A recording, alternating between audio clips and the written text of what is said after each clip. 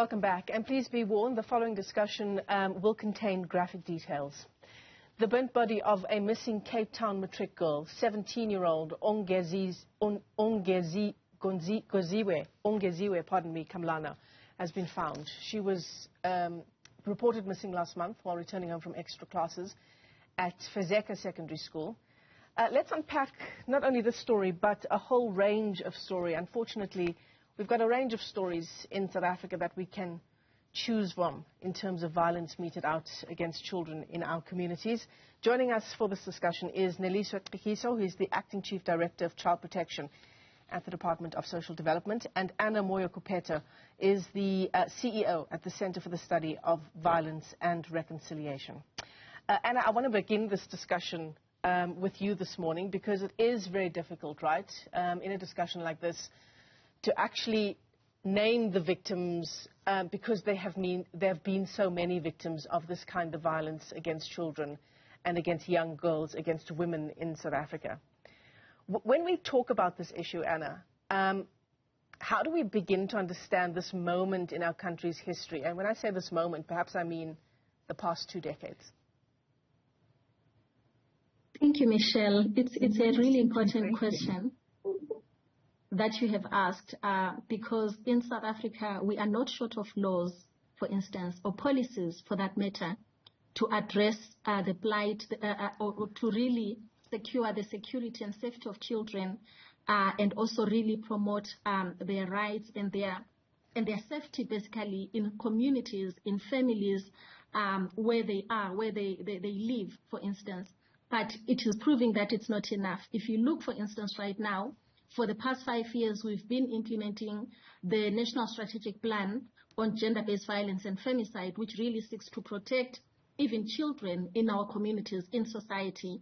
But we see these incidents continuing, and every time it happens, it forces us as a society to pause, to think, to look at what really is wrong. I think in really probing this issue and reflecting on it, it's clear that we cannot use the law only to address it. It's important that we also probe the psyche of society, the psyche of community members, the psyche of ourselves as the people in society. What makes it acceptable to commit such heinous acts against children, to cut short the lives of children, to kidnap children, to commit acts that result in their abduction, in them being missing persons, for instance, or even trafficking them for various reasons.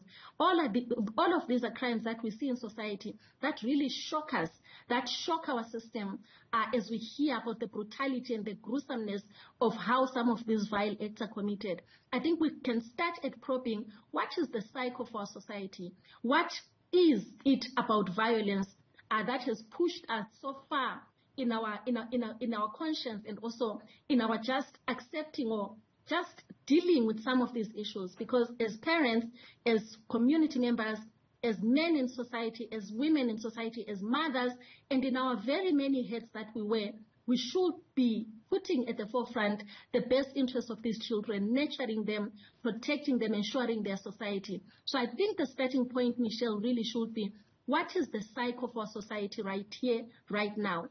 What needs to be done needs to stem from that. What causes us to act this way? This is where we need to start, because the social ills, the issues that are root causes or key drivers of this kind of psyche need to be probed and addressed before we can even go to the laws. Yeah. And Neliswa, often when we have these kinds of discussions, we will ask, what is government doing? And is government doing enough?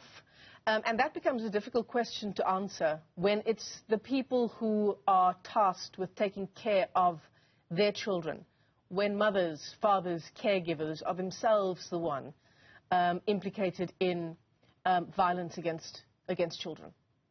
And, I'm sorry, there seemed to be a delay in the transmission. I'm not sure if I'm audible enough. You are. Please go ahead.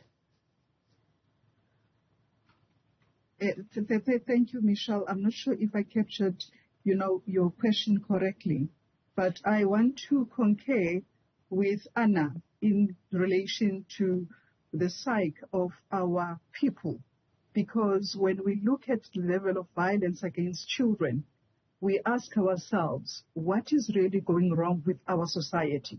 Because it looks like the society that we live in, it's not creating a conducive environment for children, despite having these laws, which we believe are sufficient.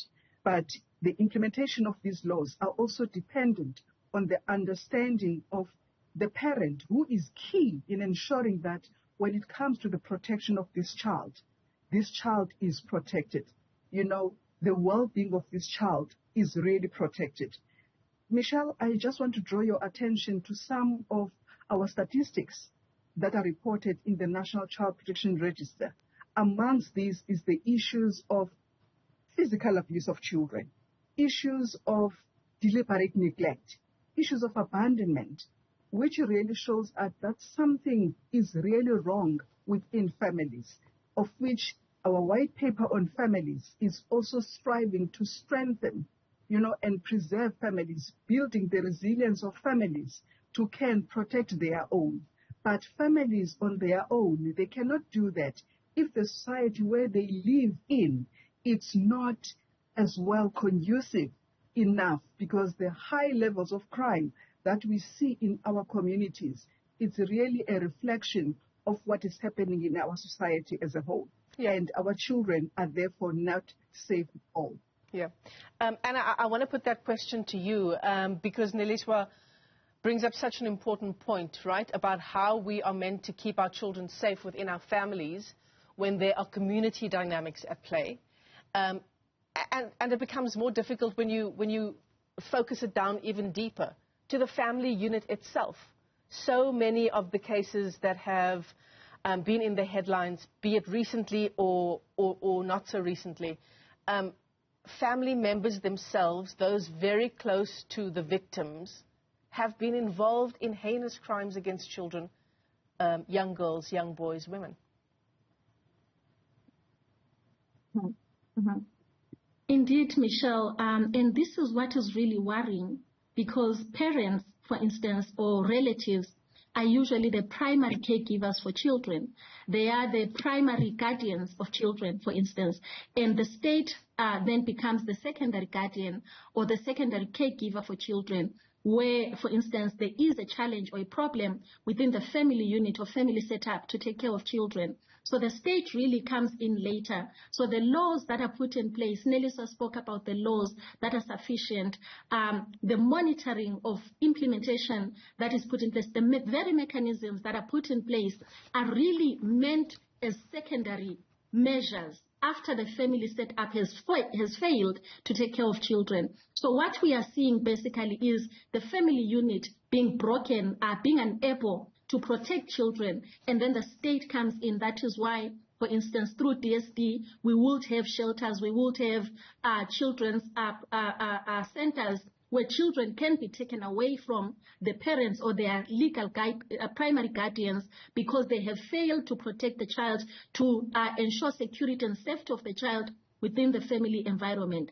But again, if a lot of burden is put on the state to provide this secondary care to children, and with the state now taking the primary care, then again, we have a situation where even the system gets clogged. So we really need to strengthen the family structures, the family units, to take care of children and really hold them accountable, because the state apparatus are also very much coming in as a secondary or as a stopgap measure. But again, we know how inundated the system is, particularly when it comes to the protection of children. I think Neliswa from DSD can really talk and paint a picture of how, for instance, these centers are actually, some of them, they are saturated, they are really full, there is no space.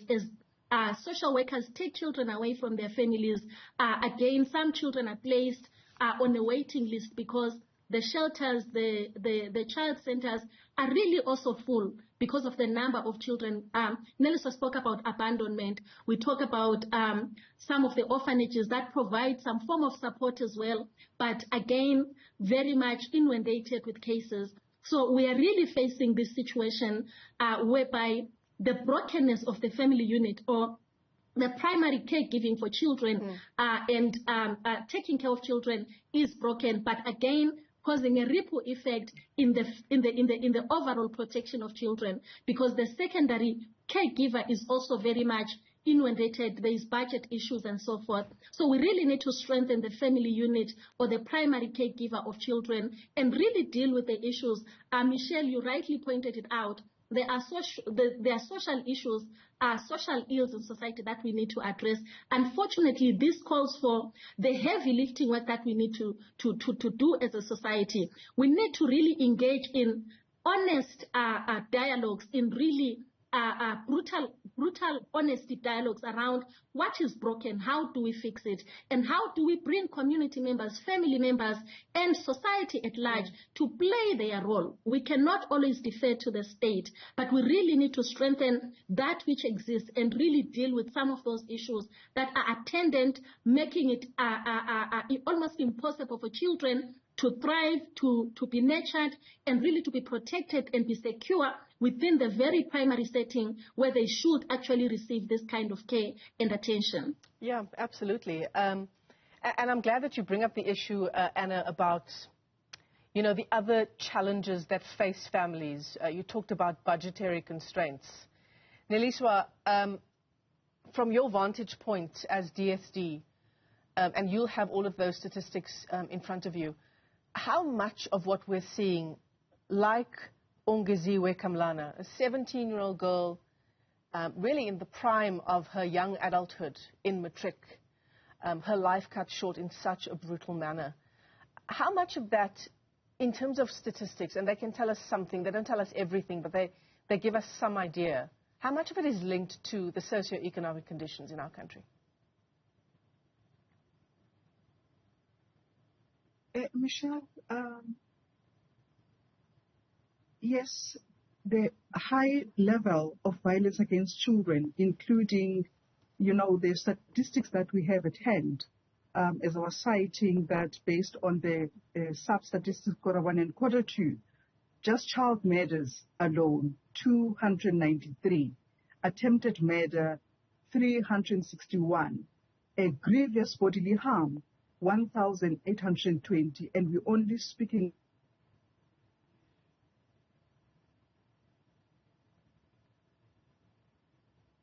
All right, it's a pity. We seem to have lost our connection there to Neliswa Cekiso, who is the Acting Chief Director of Child Protection in the Department of Social Development.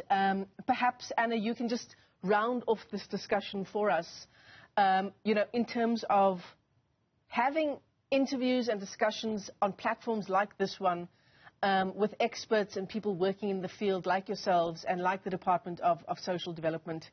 How do we stop just having these conversations? I mean, I don't know about you, but, you know, you kind of feel that you're at a loss when you see the next headline about a child being harmed in some way. How do we take it forward? We need to start right at the site of this violence, Michelle.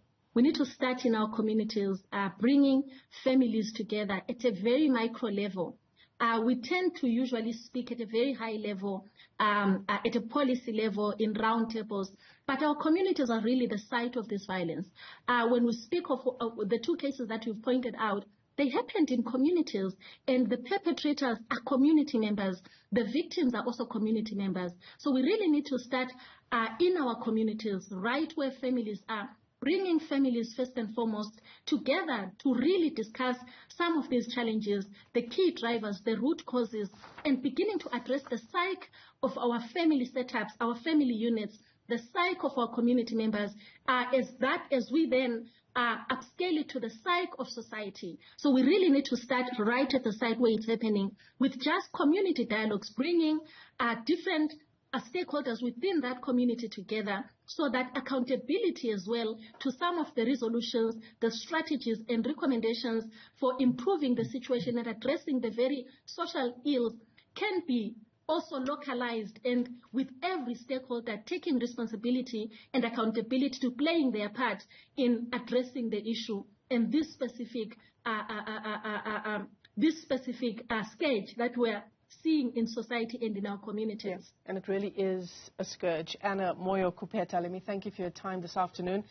She is the CEO for the Center for the Study of Violence and Reconciliation, and Neliswa, Cekiso, the Acting Chief Director of Child Protection in the Department of Social Development. Thanks to you both for your time, and it always is a devastating discussion when we unpack violence against women and children.